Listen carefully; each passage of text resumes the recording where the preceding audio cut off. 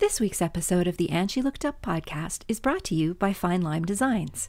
If the name sounds familiar, that's because it's my design business and the work I do there helps make this podcast possible. If you love colorful and whimsical art prints, greeting cards, and journaling stickers, then head over to my Etsy shop for a delightful browse. Just search for Fine Lime, like the fruit, designs, all one word, on Etsy, or click the link in the show notes. And now, on with this week's episode.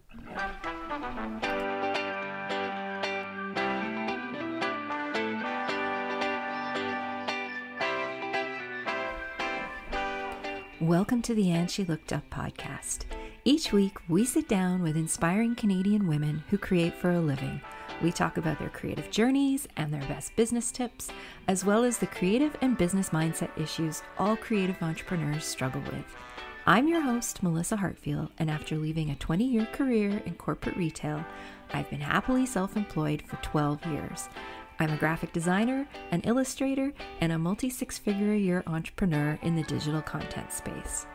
This podcast is for the artists, the makers, and the creatives who want to find a way to make a living doing what they love.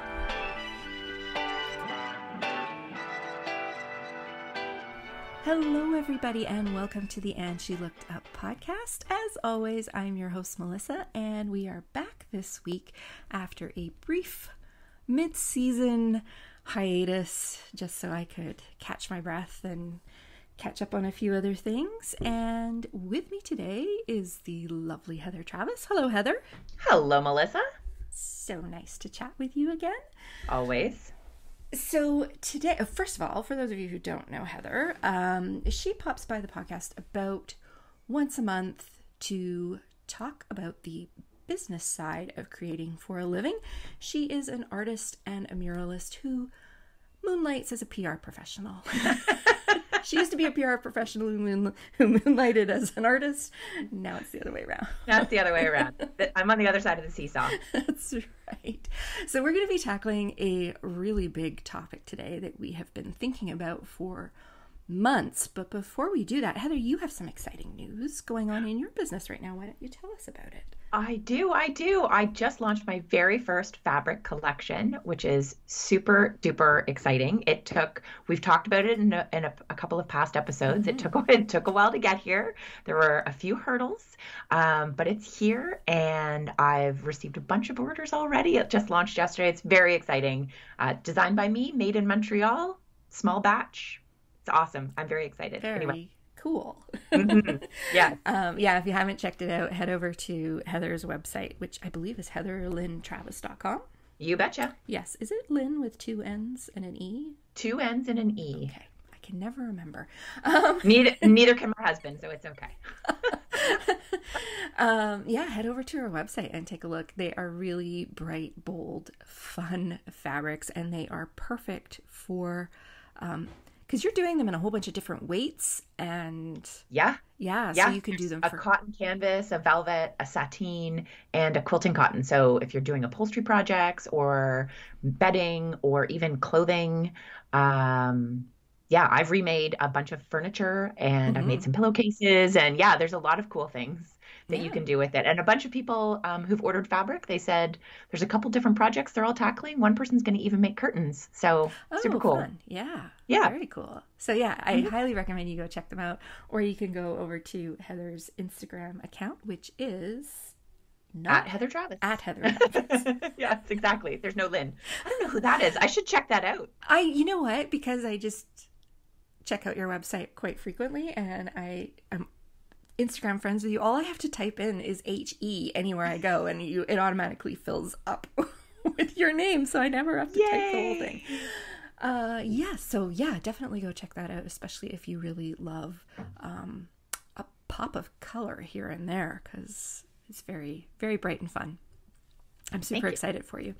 Yeah.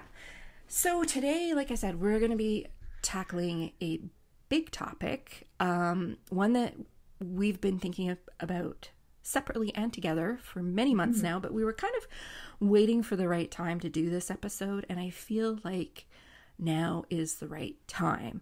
And I feel like we've touched on it in a couple of different episodes. Touched on it, yes. Yeah. And I'm going to refer you back to an episode in a moment. But today we're going to be talking about bringing your personal values and your business values into alignment. And one of the episodes where we really hit on this, and I don't have the episode number in front of me. I will put it in the show notes. But it was the episode on why your logo is not your brand. And so we talked about, if your logo is not your brand, what is your brand? And so this episode dovetails quite nicely in with that episode, I think, or I hope it will by the time we finish talking about it.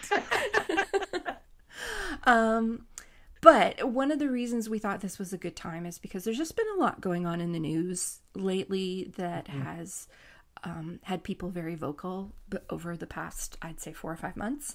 And it's been really interesting to see how different individuals have tackled this publicly. It's been interesting to watch how they've tackled it with their businesses and how sometimes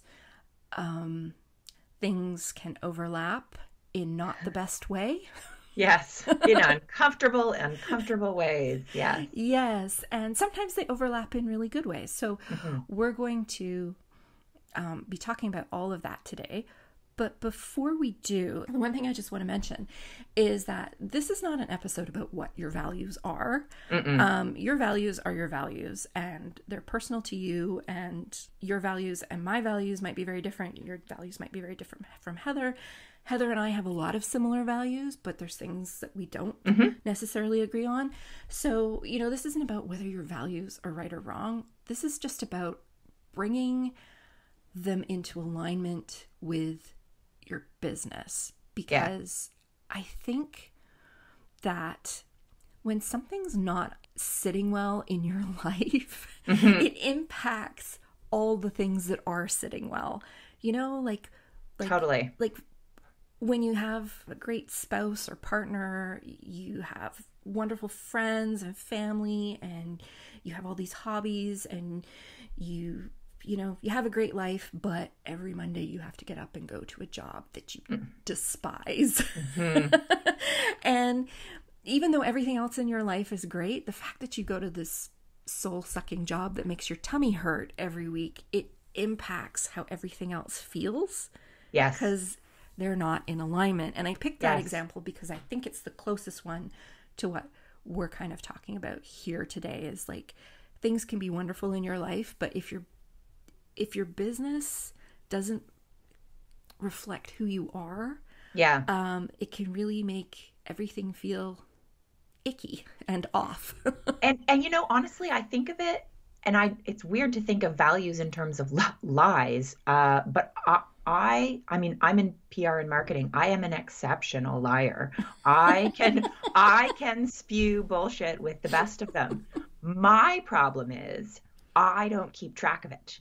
And so when you call me on it, I'm like, oh, right, I did say that, didn't I? So my rule is always just don't lie.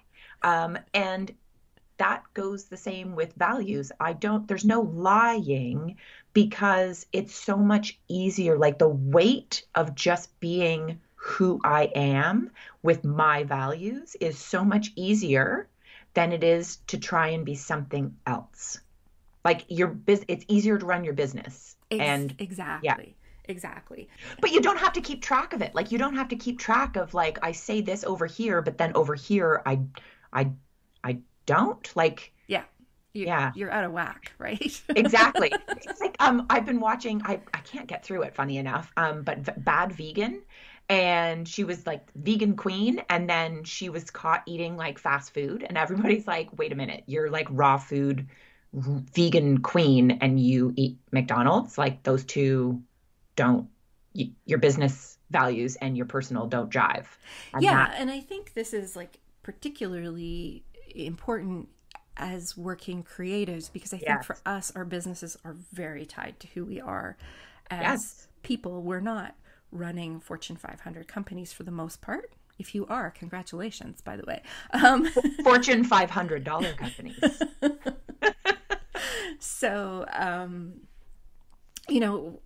when things are not sitting well in some aspect of our lives or our businesses, it can really impact everything. And I think maybe the place where we should start with this is determining what your values are, both personally and professionally, and where they overlap. Yes. And I heard a quote many years ago, and I apologize because I don't remember who said it, and I don't even remember exactly how the quote went, but it was along the lines of, your values and ethics and morals are what you do when nobody's watching you. Yes. And that really sat with me, because that's so true. It's easy to say, oh, and you just, when you mentioned the bad vegan, I had been thinking about someone local here in Vancouver in the food scene who is very vocal about the gluten-free, about being gluten-free. And a friend of mine ran into this person coming out of a bakery in Vancouver eating a very large croissant. Yeah. And this is not a gluten-free bakery. They don't offer gluten-free treats. Right. And the friend who ran into this person was a big fan. But when they saw that, they were like, it's all a scam. That 3-second interaction. And that's the thing, is that we all, and this is, I think, part of it, like in terms of determining our values, this is like an evolving thing, right? We all grow and learn. Yes. And we also, there's certain things we allow ourselves. So for instance, I have a girlfriend who's vegan except on Sundays. And she's like literally one day a week, whatever the world, like you name it, it could be the most chemically dyed, wrong, processed food, and she's like all over it. And then every other day of the week, she is like as pure as they come. But she's totally transparent about it. And that's her. And so as long as you say, right, like if that gluten-free person had been like every once in a while, like as an example, there's this croissant that I can't live without. And so if I'm in that neighborhood, I have to eat it no matter what the consequences to my gut are. Like that to me just sounds so real. And makes me funny enough. And I think that's the thing. And we talked about it in our episode on branding, but that values are what connect your audience to you. And so I don't mean use them in like a weird way, but use them and communicate them, because then people will truly connect with you in a really authentic way. Yes. And they won't be so disappointed when you reveal that you have faults, I think is the thing too. Yeah. And this is the thing with social media right now. And we were talking about this before we started recording, is that social media is so highly curated. We're all guilty of this. We're all guilty of highly curating who we are on social media. And it's not necessarily a reflection of who we are in real life, or it's a very limited reflection of who we are in real life. That's probably a better way to say it. So when somebody sees you doing something that doesn't align with everything they've seen in your beautiful Instagram grid, it's very jarring for them. Yes. They're like, whoa.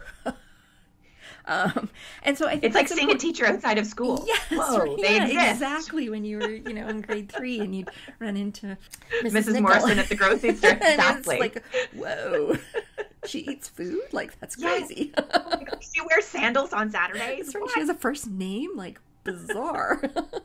But that's exactly it, because you only saw this limited version of it, right? That's right. And so I think that's something to keep in mind when you're bringing social media into the equation, is that you have to be careful what you exclude.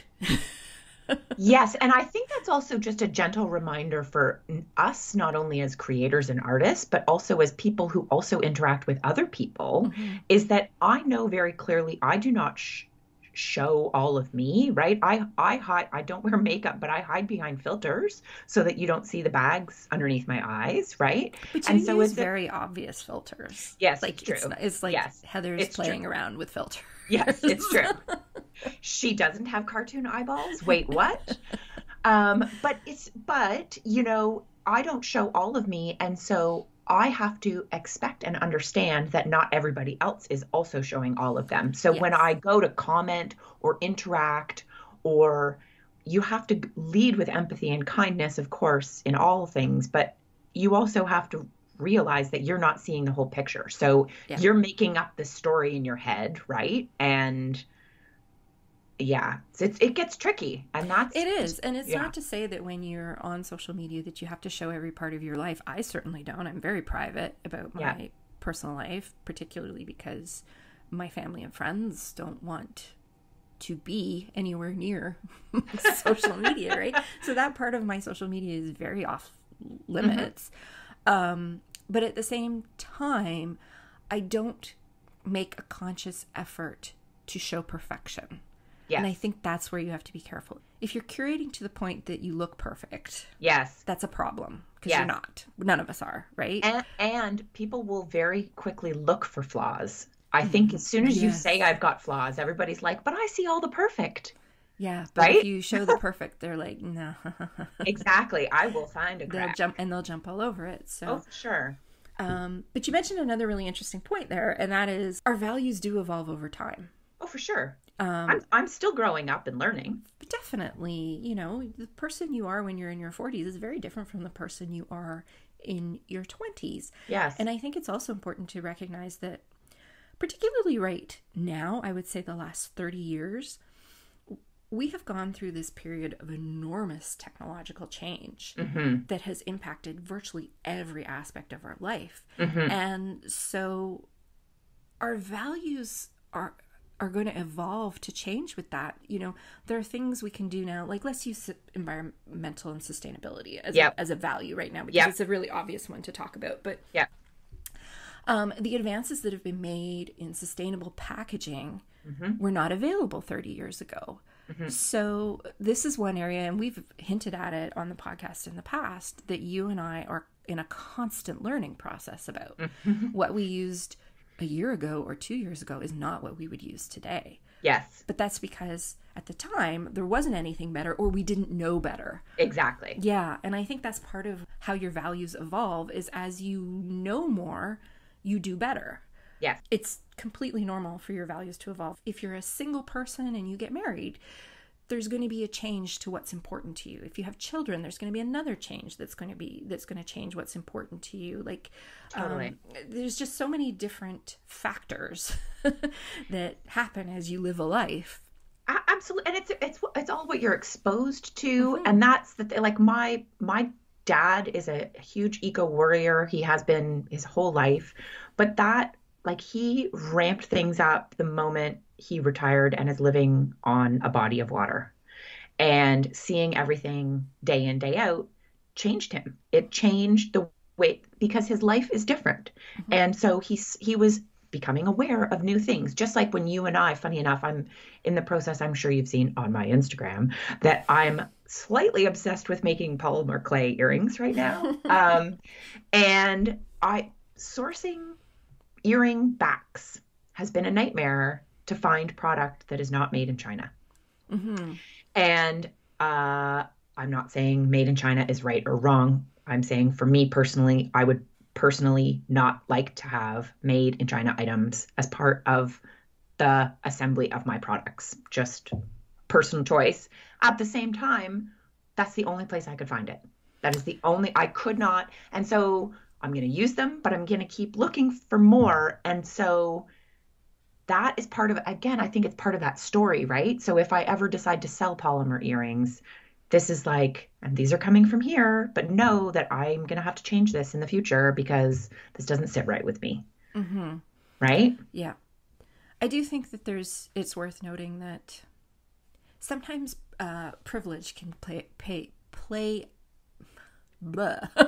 Big time. Sometimes privilege can play a role Big time. in your actions and your values. Like, I think it's very important to remember that when you have a stable financial position, it's much easier to take a stand against certain things than it is when maybe you don't. And so I think, you know, I don't know if that necessarily changes your values, but I think you can feel very strongly about something, but be in a position where you don't have the option to follow through with it. Totally. If that makes sense. Yes. That's probably the best way to say that at the moment. Yes. And that's okay too. But like you said, it's a matter of particularly in your business, of communicating that Yes. to the people who are watching you. I think most people understand that when you're starting out, you don't necessarily have the money to make the decisions that you would make Yep. if you were in a different financial position. Yes. I also think it's super interesting how values can be severely rattled when you are making money. Yes. And that's when it can get really interesting, is when you have to look at things like your profit margins and your pricing and making decisions like, is it better? Yes. Like, I will make more money if Yeah. I go with this cheaper solution that's made somewhere that makes me very uncomfortable than if I source something more expensive local to me. And I'm going That to will make make you less profit. that will make you more comfortable in your life, i.e. you'll Yes. have more money for groceries and vet bills and all All the things. the Yeah. things. And so that's sometimes the big trade-off. And Yes. particularly as artists, I think we see that a lot, right? Yeah. And I know I've mentioned it on a past episode, my love-hate relationship with Redbubble. Like, it's so fabulous to be able to test products with no overhead or anything like that. But I have literally no idea how they treat their employees. I don't know where their products are made. I don't know, like, it all comes in plastic packaging. And so there's so many things. And I think part of this discussion that Melissa and I are having is also we don't have it all, like, nobody has it all figured out. And I think that's the thing, is if you play and constantly are like, I'm this, really, like, I call bullshit, because I'm not this on anything. Like, I'm wishy-washy on a lot of things, and it depends on my mood, and I don't know. I am a religious clean everything properly, so it goes in the recycling bin and actually gets recycled. I have also put an entire sour cream container in the garbage because it was so wrong. I couldn't fathom. Right? I have done the exact same thing. Like, that thing that has become a science experiment at the back of the... Yeah, like when you're dry heaving, trying to clean something, and you're like, okay, morals, I'm going to sacrifice you. You're going away. Yes. And like, right? And so that's my gluten-filled croissant. Like, we all have it, right? And so that's the big danger, particularly with values, is that if you are very, it's like boundaries, right? There's a little leeway every once in a while sometimes. So, yeah. Yeah, I listened to an episode a couple of years ago of the Rachel Cook podcast, and I will link to it. I'll track it down. But it was an episode where she had been working with somebody to help her with, what's the right way to say this? Basically, what we're talking about here, bring her personal values into her business. And the person she was working with was her guest on the episode and talked about how hard this is, because it's not one and done. You don't just go, these are my values. Okay, I'm going to set my business up so that it reflects my values. Because as we already talked about, your values evolve. So your policies have to evolve. And it's not just the front-facing stuff. It's everything. It's those little things that we don't think about, like where your raw materials come from. Yep. What your items, who makes your items, where are they made? Yep. How are the people who make them treated? How are the people who work directly for you treated? Exactly. How are the people who work with you treated? Yep. And the boundaries that you set for yourself and for the people who work for you or with you. Like every aspect of your business is impacted by your values. Totally. And they can speak volumes about you without you even saying anything. Totally. And there's it's interesting. I think about this all the time with the bike shop, because, and people who have heard me on the podcast will know that my husband and I own a retail bicycle store. Uh, One of the things that I do, in addition to clean the toilets and do the books for the bike shop, is I'm the garbage bitch. I'm the person who gets to take all of the waste from the bike shop to the dump. And I'll tell you, it is ridiculous what goes out the back door of a so-called green industry. Mm-hmm. The amount of like rubber tires, grease that cannot, like that goes into like hazardous waste recycling. It's shocking the amount of plastic that comes wrapping around things. The amount, like it's absolutely shocking what goes out the back door versus what goes out the front door, right? This two-wheeled shiny thing that people are going to have in their garage for the next 30 years, hopefully. It's incredible. Exactly. Or will they? And like I've even thought about it, Melissa and I were talking about it in advance of the episode. Like, where does my art go when people are done with it? Where does, like, if I buy one of your greeting cards, Melissa, and I send it to somebody, and then they're like, wow, this was so cute. When it goes into the recycling, can it be recycled properly? Does it have seeds in the paper so I can plant it in the garden? Like, where does it go and what's happening beyond me? And I think of it in terms of even like the amount of paint cans that I go through, and like that's hazardous waste. Yeah. Like I think about those things. I do too. I think about the fact I can't that stop painting. I think about the fact that that's what I make. I make items that are disposable, right? Like greeting cards and stickers. And stickers is the big one for me that I really struggle with a lot, and I've been thinking about.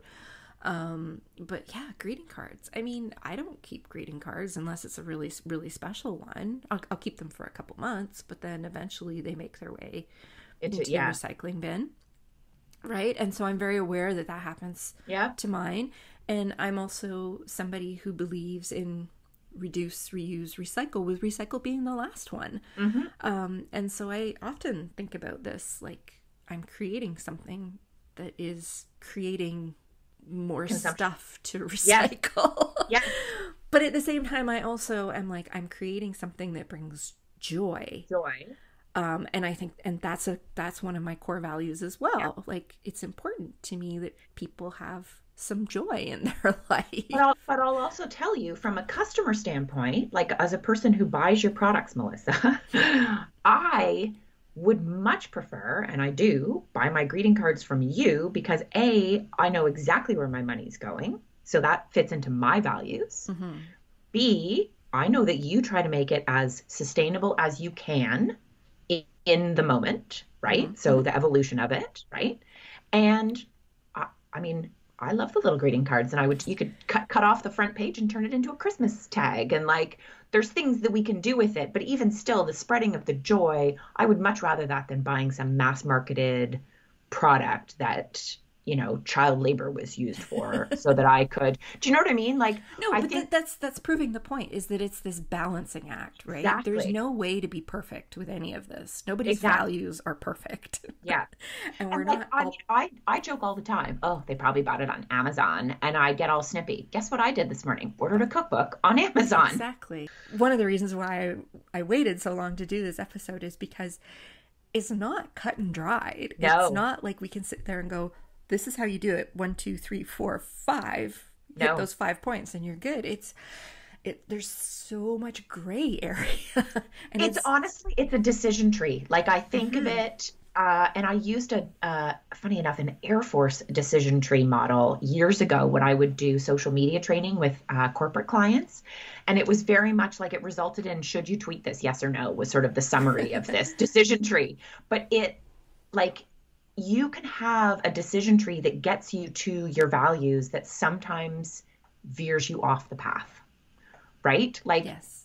And you can do things that are off the path that are still on the way to good, right? Yeah, I mean, think about this. We're in the middle of this war in Europe right now, where you have one country being pummeled by another country, and everybody around this is going, this is wrong.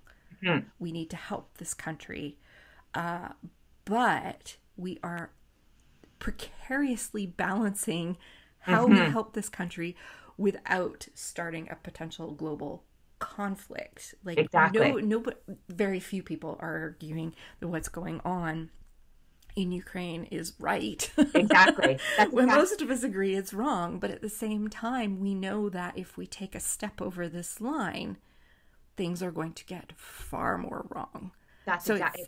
it's Yeah. it's it's this massive balancing act, and it's not to say that one decision is more right than the other. It's like, how do you balance for the greater good? Total, and it is. I mean, horrible analogy to use when we've just talked about war, but it literally is picking your battles. You cannot. It, it the privilege that you have to be so perfect and aligned with your values all day, every day, eating, sleeping.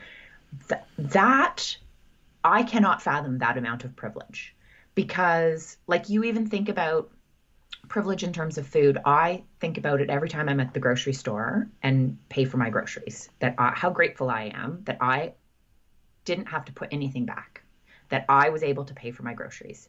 And if somebody can't afford something and they've had to make just like we all veer off the path. And I Mm-hmm. think that's the thing. And it's about picking your battles. And it's like arguing with a child. Like sometimes you just have to let it happen. Yeah, I mean, sometimes you're on that budget and you could use that money to buy a big bag of rice that will last you forever. Exactly. Or you could just say, screw the rice, I really want the marshmallow puffs this week. Yeah, You know, because I'm they'll make tired me of eating feel rice. better. Right, okay, I'm not going to be able to buy anything else, but sometimes you just Exactly. want the marshmallow puffs, right? Exactly. Even though it's not necessarily the right decision. We've all been there. Like, you get to this point where you're Totally. just exhausted by trying to make the right decision every day. That sometimes you just make a decision you know isn't the best decision, but it'll give you immediate gratification. Total. I remember budgeting in university and I remember looking and I was like, okay, I can either, and I chose to basically not eat for a week so that I could go out to the bar Mm-hmm. because that my values were go out and have fun. Mm-hmm. And it aligned perfectly at the time. Yeah. Now I'd be like, you guys have fun. I'll be here in my jam jams and eating. Right? So like Yeah, we no. all change. Yeah, Yeah. absolutely. So I think one of the things, though, however you go about this, Mm, to realize is that your values are not going to be for everyone, and that's yes, okay. I think one of the places totally. where we get into the biggest mess with this is that we are so busy trying to please everything that all the Hmm. values go out the window because we're just Yes. trying to keep all the customers. We don't want Yeah. to Like lose you the can't you sale. can't be a yes, and that's the thing. You can't be a yes man. Mm-hmm. Yeah. Yes. Yeah, and I think, and this is such a hard thing for all of us when we first start out, is recognizing that our business is not for everyone, because it's hard when your business isn't for somebody. It's a form of rejection, and nobody likes to be rejected. So that's tough, and it can take a little while to build up that thick skin and to also recognize that, you know what, that's okay. I'm okay with that. I'm okay if they Yeah. don't agree with how I do things.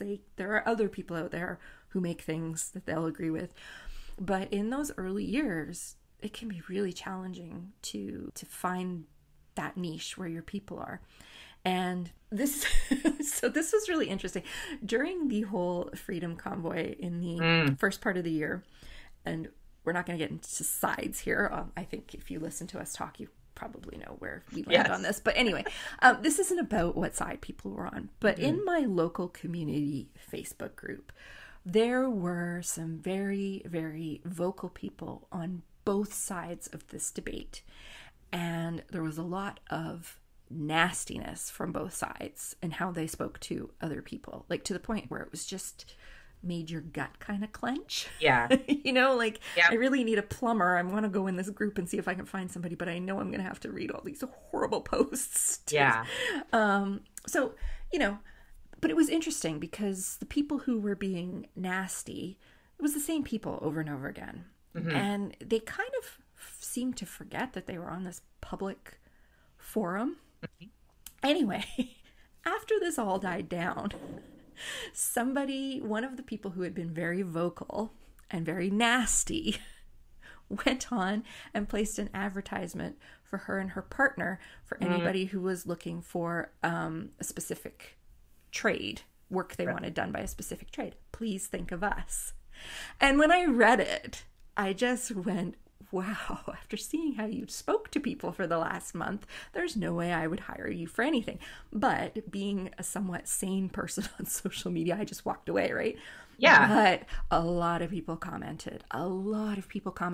People were like, people who had been on the other side of the debate were like, after seeing the way you spoke to people who don't agree with you, there is no way I would ever hire you. Like, I can't believe you have the nerve to even say this. And then there were people who were on their side of the debate who were like, oh, this is great to know. You'll be the first person I contact when I need work done. Right. So the point being that when you're out there and you're being very vocal on social media, there's a right way and a wrong way to do it. And the wrong way to do it is to be nasty. Don't be, well, the minute you're nasty, you lose people. You lose people, and it doesn't even have to be social media. I'll tell you, it happened here in our local community. A business owner went into the grocery store, and there was a teenager in the grocery store without a mask on. And again, we're not getting on a sides debate here, but the business owner took it upon themselves to disagree and very vocally threaten, yell, and be very verbally abusive to this teenager in the store. And it was witnessed by many people. It escalated and moved into the parking lot. It got that severe. Yeah. All over a teenager just being a friggin' teenager, like rebelling. Like, let's just call it what it is. Anyway, this small business owner, everybody who witnessed it, then took to social media to say, I saw this owner of this business doing this thing. And funny enough, the poster was not pro or against. It was against the behavior, and said, this is not the behavior I expect from a business leader in our community. I am choosing not to support you any further because if this was my teenager working for you, would you have yelled at them similarly? I don't agree with that, right? Like, and so it can spill over, and it, yeah. And I think the other point from this example was the fact that no matter what side you choose, there are people who will support you. Like, by making a stand, that person, despite the fact that they were nasty about it, but by making a stand on one side of an issue, they immediately turned off a whole bunch of potential customers. Yes. But they also immediately pulled a whole bunch of potential customers to them. Yes. So that's the point that I was trying to make here, is that what your values are doesn't really matter. I mean, it does matter as to who you are as a human being and things like that. But the point is that you don't need to be on the same page as everyone else to still have a business that works. Correct. You just have to find your people, preferably without being nasty to other people. Correct. Right? Correct. And this is interesting because there were other people who commented on a lot of these posts who I do know run businesses and who I don't agree with their position. But the way they presented themselves and the way they handled themselves did nothing to turn me off of them as a business owner. It was just like, okay, I don't agree with them, but that's fine. I'm okay with not agreeing with them. But it wasn't to the point where it was nasty or ill-informed or anything like that, where I would sit there and go, wow, I'm not patronizing your establishment or your business because of the way you treat people. So those are two different things. Your viewpoint and the stand you take on specific issues is different from how you treat people.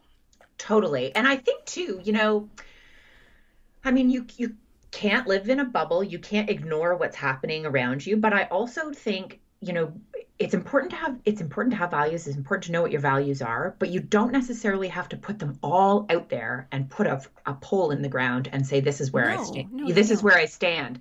And I think, you can't ignore things that are happening, obviously. But I mean, I have not come out and said a lot of things on my Instagram, but I feel like it's very obvious anybody who follows me would know where I stand simply because of the way I live my life and what I choose to share. Mm-hmm. And I have touched on things in my lives, et cetera, et cetera. Where I'm going with that is the moment you plant that flag, the moment you say, I'm this, you have to be prepared for that divide that's going to happen, Mm-hmm. and people coming either yay you or no to you. And what I think a lot I saw, particularly through, the pandemic, and is when I saw business owners put that flag in the ground and say, we are that, like, and it's not like they, I don't know, I'm not formulating my thoughts too clearly, but they put that flag in the ground and they weren't prepared for the backlash. They weren't prepared for people to say, oh, I'm not coming to your restaurant anymore, or I am coming to your restaurant. Mm-hmm. They weren't prepared for that. And I think that's sometimes you have to really, again, picking your battles. Is it worth it for your business? If you feel that strongly, then yes, plant that flag in the ground. But if it's something that you're like, whatever, people, you do you, I'm going to do me. I Mm-hmm. don't need to tell everybody.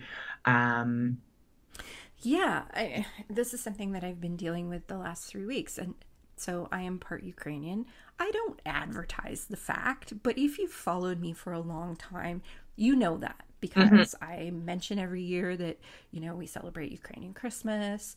I have done stuff with Pysanky eggs at Easter. Like, Mhm. it's not like I sit there and go, I'm Ukrainian, woohoo, but Your there's a, cheeks do. Your cheeks and my cheeks both say that we're I have Polish and Ukrainian. I have the Eastern European round head, pumpkin head. My dad always used to joke that you could always spot a Hartfield in a playground because it was the round head on a stick That's so running cute. around.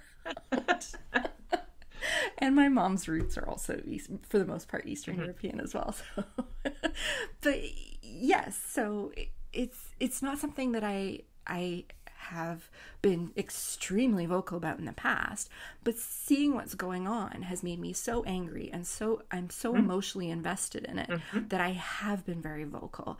And I was telling Heather before we started recording that I've had some backlash in my DMs from it that has frankly just made me even angrier. Yeah. And I was speaking to a friend via Instagram DMs just about life and stuff. And I had just said to her, she made a comment about it. I can't remember how it came up, but I just said, you know what?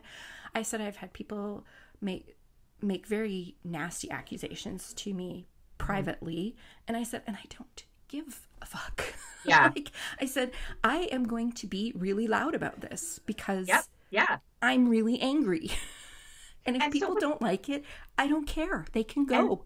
and I'll tell you though, funny enough, Melissa, that from a values perspective, and again from a your customer perspective, I know that you're Ukrainian. I would have I would have been very surprised had you not.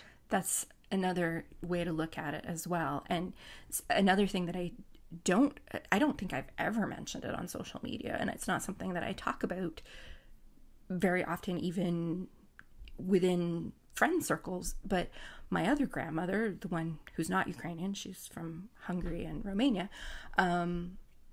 she is a refugee. Mhm. And I don't talk about that very often. Like, the plight of refugees is something that is very personal to Yes, me. exactly. Yes. And so, like, I think that's how you know when it's the time to plant the flag in, is that I was Exactly. so emotionally invested and so angry that I was going to say stuff and I didn't care if I Yeah. lost people. And Yeah.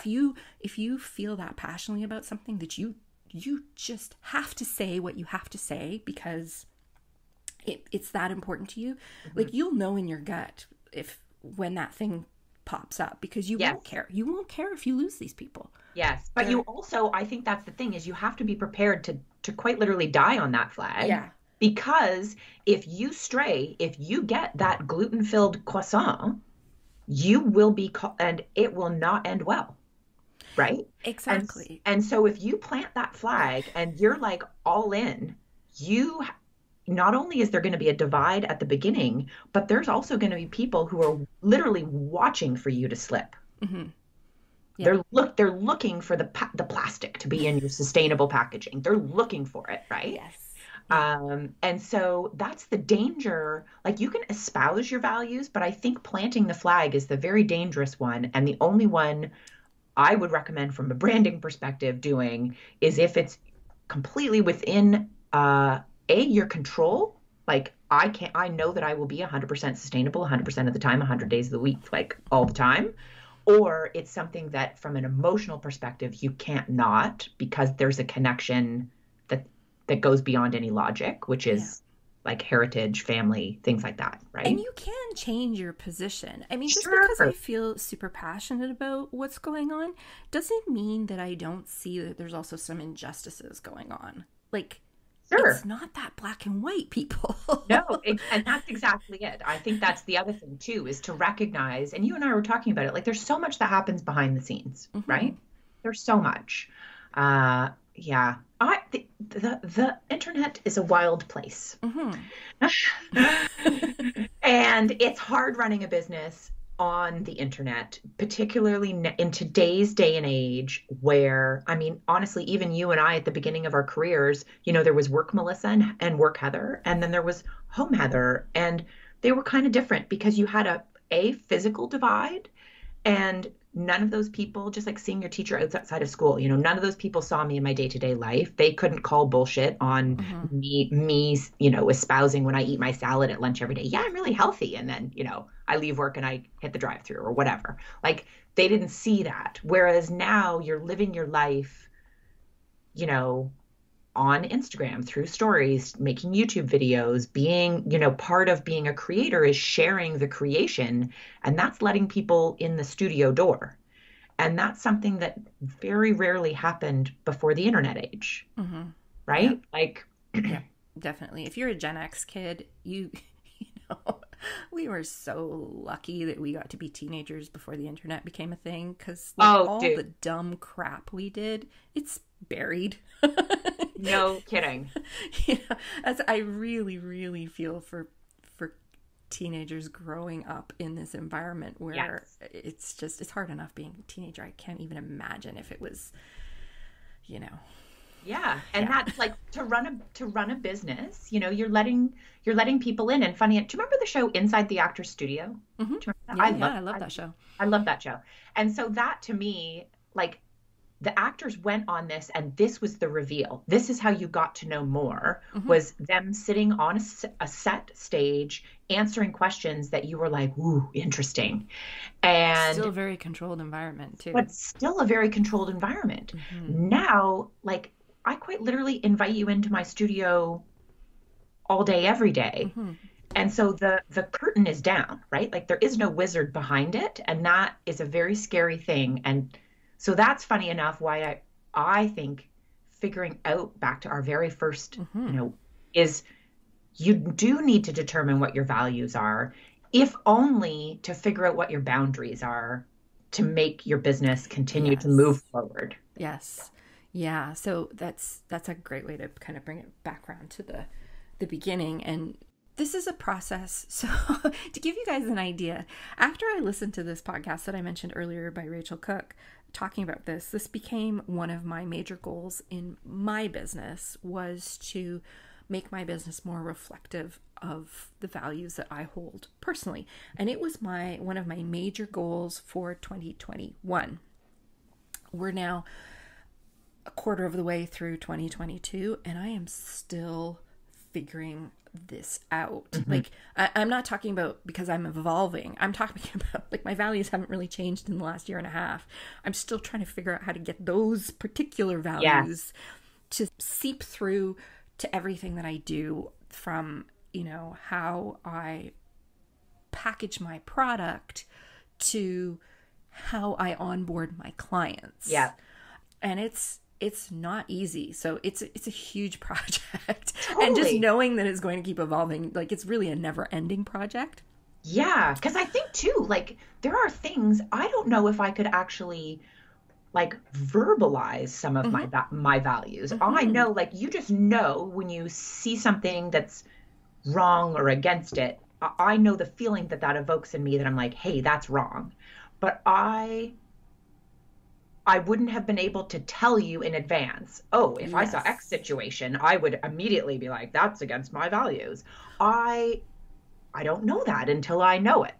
Yeah, well, that's a good thing to when you're trying to figure out what your values are. I mean, it's a weird thing to say. I'm trying to figure out what my values are because you think it would just be Yes.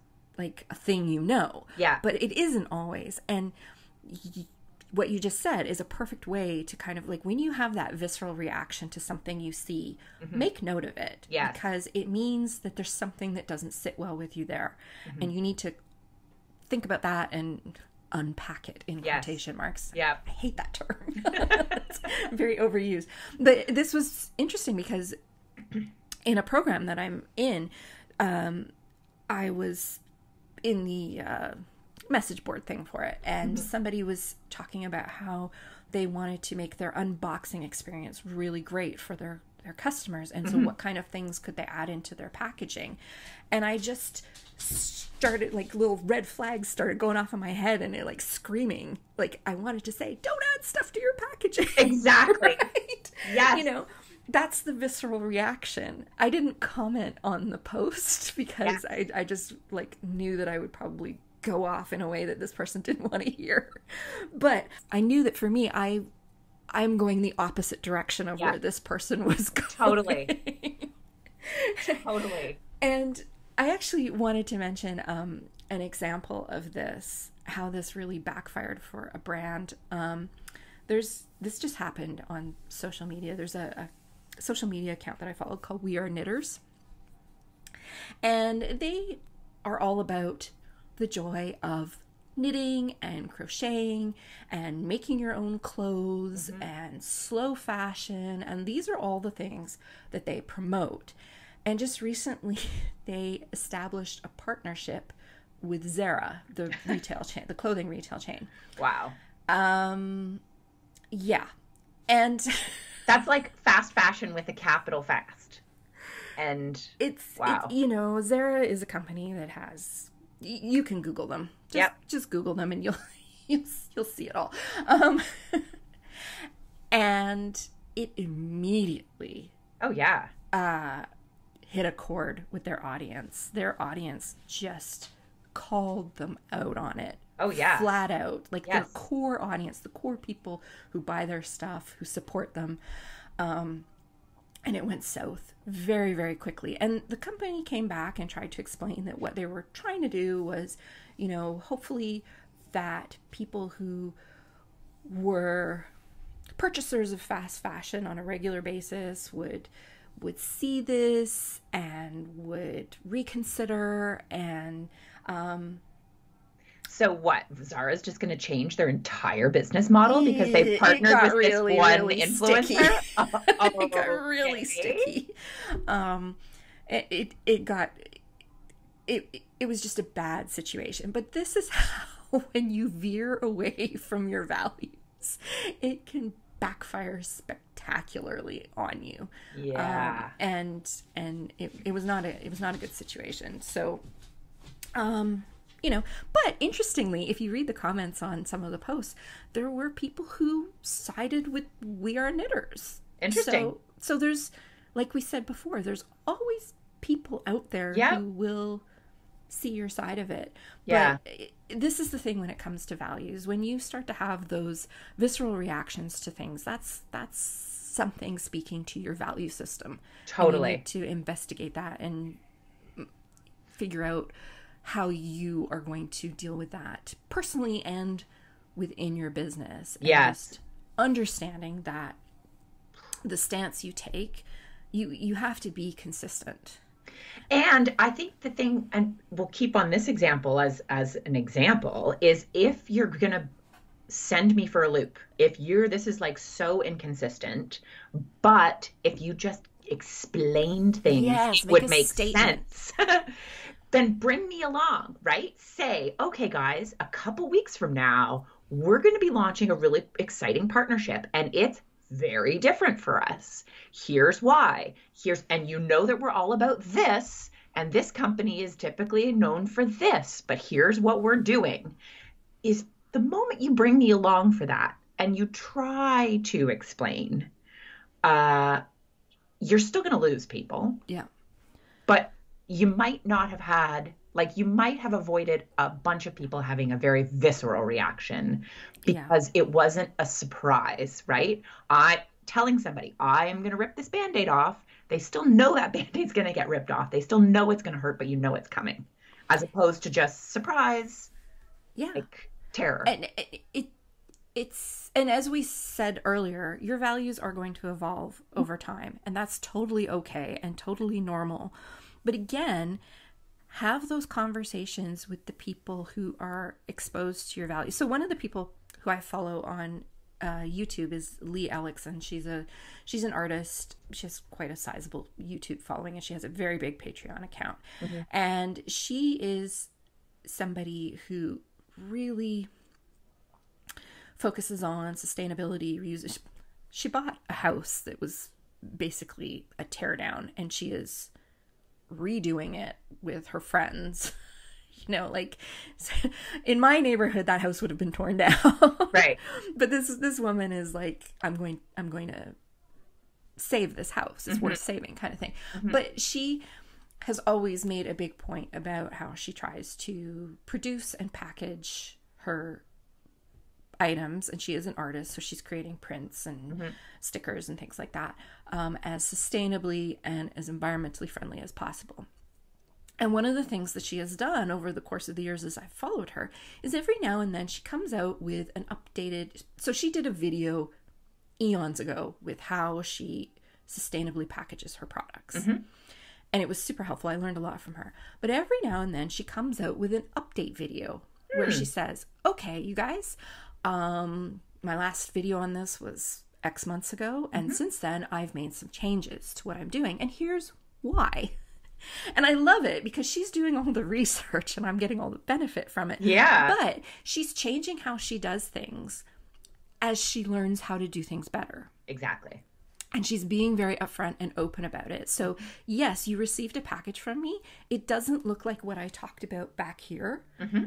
And here's why. Mm-hmm. Because I've changed this and this. And the reason I've changed it is this. And I think it's a better decision. Yep. And so she's bringing you along. And so at no point do I question her commitment to sustainability and environmental, leadership or anything like that. I don't question that because even though she keeps changing things, I can see the evolution of what she's doing and why she's doing it, and that she is trying to get better. Exactly. So you can absolutely change and evolve and still be a leader in that flag that you've planted, you know?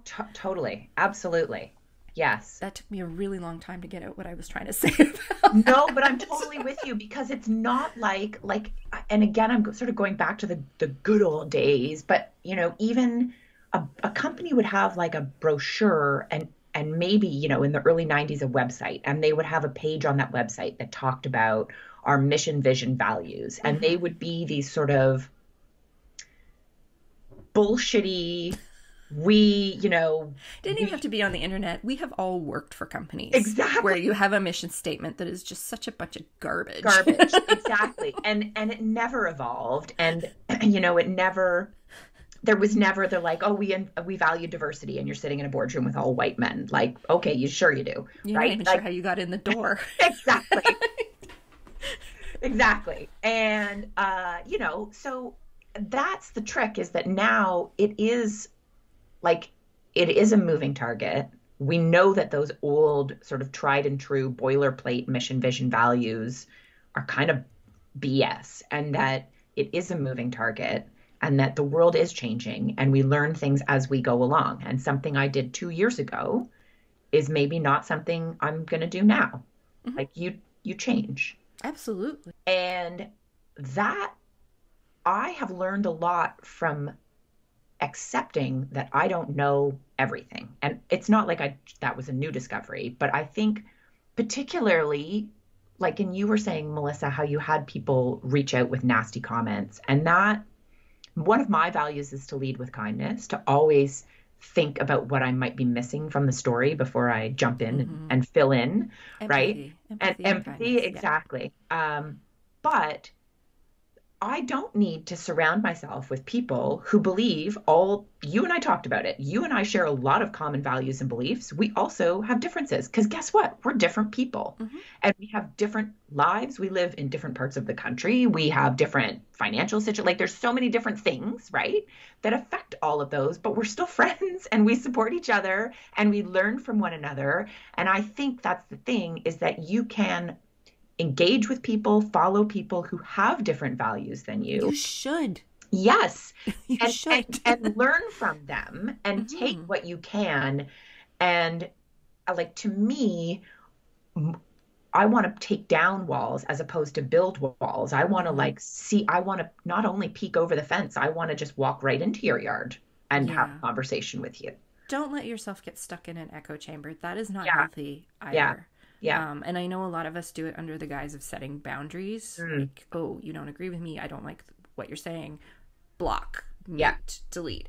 And, obviously, if somebody's being abusive and Mhm. using and being mean and nasty, like we talked about before, Yeah. yeah, by all means, block. But just because they think differently than you isn't a reason to shut them off. No. It's actually a reason to invite them in.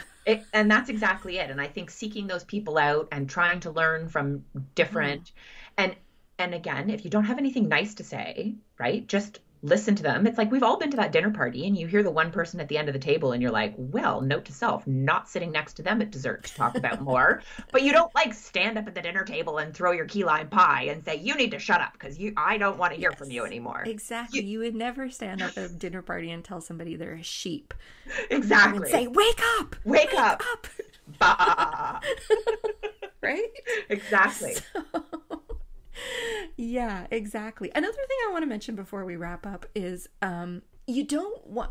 I see this not so much with creatives, although I have seen it, but I've seen this with people who just want to become self-employed and start Mm. a business, and they're looking for a fast return on, Yes. because when you're self-employed, you need money rolling Yes. in, like we all do. And so very often they will go down the path of a business that is going to bring them in that money that they need, but that doesn't align with their particular Yeah. values. They're hashtag trend watchers. Yes, and that's not a good path to go down either because it's not No. sustainable. No. And I've seen this, and we have all seen this. I mean, you just have to make a trip to the grocery store, and there's greenwashing and health washing Oh, everywhere, Yep. right? To the point that sometimes the terminology that's being used just loses all meaning. yep. And it's not because those companies support those values. It's just that they're trendy things to say right now to Mhm. make more money. Yes. So if you, I mean, if you, if you are a business that is all about being organic or all about being environmentally sustainable, yes, awesome. But you need to make sure that that's how you are in real life. Yeah. Because otherwise it's going to become exhausting for Yes. you Yes. to hold up this facade of something you don't really believe in, but is making you money. And that's again, that's where we talked about at the beginning of your life not feeling like it's in alignment. There's Yeah. a piece that's out of whack that is Yep. just throwing, it's like when you got a crick in your neck and everything else in your body is fine, but that crick in your neck is making it so hard to do anything. Mhm. And funny enough, I see this for artists, not to go back to Redbubble again, but like literally one of the tips for how to succeed on Redbubble is to look at what's trending and make art to go with that. And I'm like, oh my God, I couldn't think of a worse reason to make art than to see literally what's trending and then see if I can jump onto it. Like Yeah. and I, that sounds very judgy. That's just not. Well, there's a place for There's a place for it, but like, and if you're totally inspired by Golden Girls and Golden Girls are trending and you're just like, I have such a great thing, I need to do it. You do it and you rock it and the cream will rise to the top. But if the reason you're creating is to jump on the back of a bandwagon, yeah. like the cream is never going to rise to the top. It's the like I want the artist who succeeds is the person who's been doing like just consistently being an artist. That Yeah. This is so funny because last night I was on Etsy, just browsing. I was looking at greeting cards as I often do because I make greeting cards. And it was so interesting because I typed in, I can't remember what it was I was looking for, but I typed in something, and everything on the first couple of pages of Etsy, none of the greeting cards had any actual art on them. They were just words, trendy sayings right now based off of pop culture, because that's really hip right now. But I couldn't find what I actually wanted, which was a greeting card with some art on it, because that's not trendy at the moment. And so it's very tempting for me as somebody who makes greeting cards to suddenly be like, well, you know what? I'm a graphic designer. I can stick a bunch of fonts together and make funny cards. I'm not joking, Melissa. I actually have a business idea for you, because I have been thinking about something, and you're the perfect person to marry this. So, like, literally, side note, we need to put this on the, what do they call this? Exactly. What do they call this? And let's put that in the parking lot, and we'll get back to it later. But that, you know, I was almost at the point where I was like, well, for frick's sake, if I want to be on the front page of Etsy, I need to just go make cards that only have words on them. But that's not why I make cards. I make art first. I turn the art into cards. And so, yes, I could. I have the skill set to make a cute card from a funny saying with trendy fonts. And that's the other thing. Like, if you're a graphic designer, you know that fonts trend like crazy. And I can look at things and pinpoint the era that they came from in the last 20 years based on the font that was used. Totally. I'm like, oh, you just got in Canva Premium there, friend. That's like It's so funny because I've been working on some ebooks for clients, and the one I was working on today, or not today, but this week, I was like, I've worked with this font like 3 times in the last 4 books, and I didn't choose the font. Oh, hysterical. It was the font that each of the clients was using in their branding. And it was just because that's the trendy font right now. And because I was thinking, like, my books are looking all very similar. For very different clients. And it's like, it's because, and it's a very, it's a statement font. So it's like... Exactly. Anyway, we're getting off topic here. The point being that, don't start a business based on a trend if that trend does not align with who you are as a person. Because trends come and go. And it's not a sustainable way to grow your business or to feel that sense of alignment. So, I think that's probably it. I think we've kind of covered it. We covered a lot.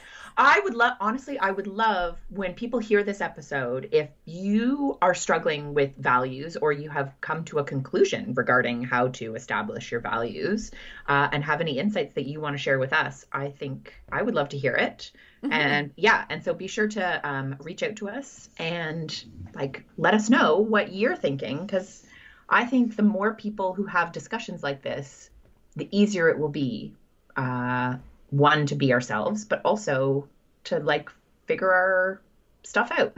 Yeah, absolutely. If you want to post on Instagram, just tag the podcast and She Looked Up, and we'll both see it. And we'd love to hear what you have to say on how you are managing this within your own business, or if it's something you've figured out, or if it's something that is still proving to be an ongoing challenge. For you.